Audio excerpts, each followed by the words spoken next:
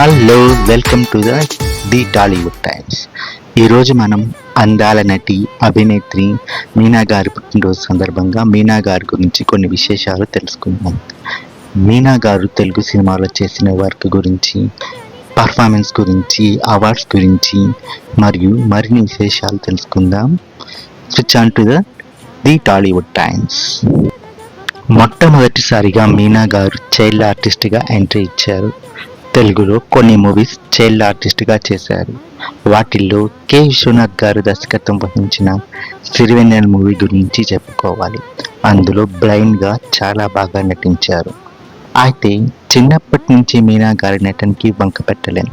ఏ character ఇచ్చినా అది own చేసుకొని యాక్ట్ చేసేవాళ్ళు మీనా గారు. ఇంకా చైల్డ్ ఆర్టిస్ట్గా సిరిపురం మొనగాడు, ఇల్లాలు ప్రియురాలు, కోడెత్రాచు, మనిషికో చరిత్ర, 226 మొదలగు చిత్రాలు చేశారు.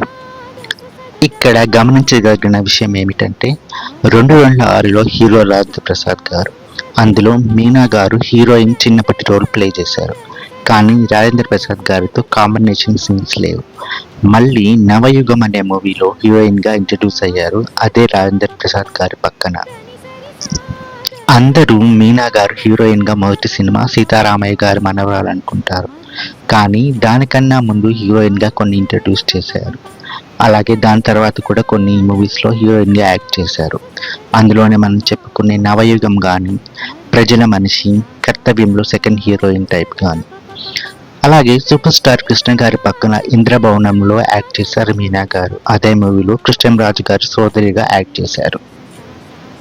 నరేష్తో కొంగుచాటి కృష్ణుడు, జగపతి బాబుతో జగన్ నాటకం, చెంగల్వ పూదండ మొదలైన సినిమాలు మీనా గారు యాక్ట్ చేశారు. కానీ ఏ మూవీస్తో మీనా గారికి అంత గుర్తింపు రాలేదు. ఎప్పుడైతే మీనా గారు సీతారామయ్య గారి మనవరాల్లో యాక్ట్ చేశారో అదే తెలుగులో మీనా గారికి ఫస్ట్ టర్నింగ్ పాయింట్ అని చెప్పుకోవాలి. యాక్చువల్లీ సీతారామయ్య గారి మనవరాల్లో హీరోయిన్గా గౌతమి గారిని అనుకున్నారు మొదటిగా. కానీ ఏవో డేట్ క్లాషెస్ వల్ల మీనా గారితో రీప్లేస్ చేశారు. అండ్ మీనా గారు వచ్చిన ఈ అవకాశాన్ని 100% చాలా చక్కగా వినియోగించుకున్నారు. ఏఎన్ఆర్ గారితో పోటీపడి యాక్ట్ చేసి మనకి ఎప్పటికీ గుర్తుండిపోయే సీత పాత్రలో అత్యద్భుతంగా నటించారు. చైల్డ్ ఆర్టిస్ట్ ఎక్స్పీరియన్స్ చాలా బాగా ఉపయోగపడింది అనుకుంటా మీనా గారికి. ఆ వెంటనే చంటి మూవీ కోసం చాలామంది హీరోయిన్స్ అనుకున్నారు. కానీ ఫైనల్గా సురేష్ బాబు అంటే సీతారామయ్య గారి మనవరాలు చూశాక అంతా ఏకాభిప్రాయంతో మీనా కన్నా ఎవరు బెటర్ ఆప్షన్ లేరు నందిని క్యారెక్టర్ కనుకొని మీనా గారిని కన్ఫర్మ్ చేశారు. ఇది ఇంకో మెయిన్ టర్నింగ్ పాయింట్ మీనా గారి తెలుగు సినిమా కెరియర్లో.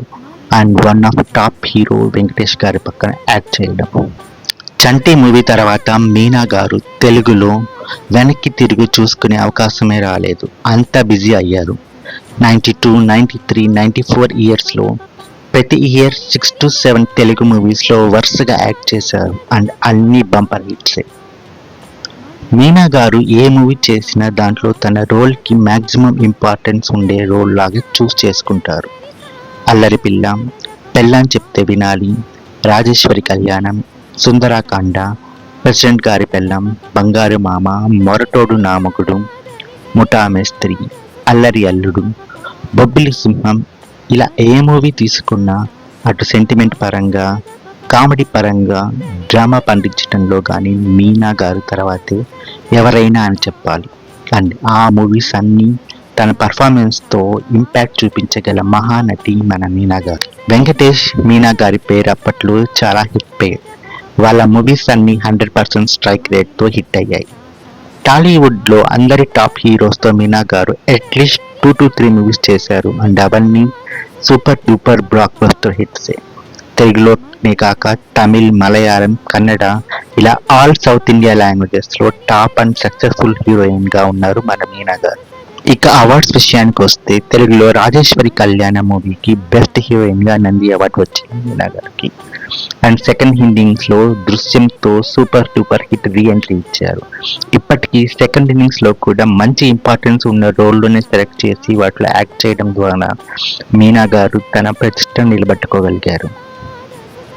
సో మీనా గారికి రాబోయే మూవీస్కి ఆల్ ద బెస్ట్ చెబుతూ తను హ్యాపీగా హెల్తీగా ఉండాలని కోరుకుంటూ wish you a happy birthday Meena గారు from the Tollywood time signing off. మరి రి స స స సా సా సా స ద ద ప ప ప ప